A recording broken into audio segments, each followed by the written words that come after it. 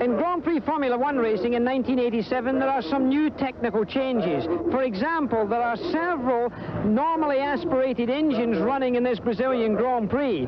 The turbocharger is very much still here, but this year it's got to run with a pop-off valve. There's had some troubles in qualifying and practice. To explain more about this pop-off valve, here's John Bisignano.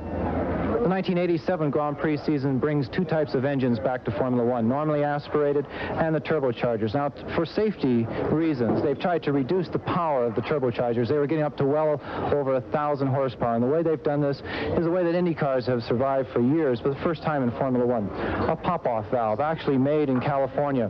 What this does, it's connected to the plenum chamber. The plenum chamber is that part of the engine which will be fully forced to the maximum bar that the engine develops. Bar, that means how many atmospheres the turbocharger is developing.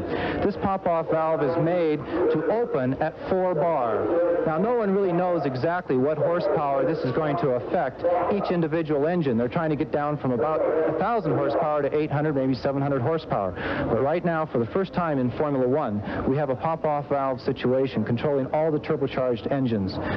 We talked to Gabrielle Cuttinger, the man who's responsible for these valves, about how everything's working. The team managers take completely at random the number of the valves that they use for the weekend, and we check them before giving to the teams on Friday morning, Saturday morning, and before the race on Sunday. And each day we collect back the valves and we check them again. We have our own laboratory with all the equipment to assure to the teams that the valve is properly adjusted.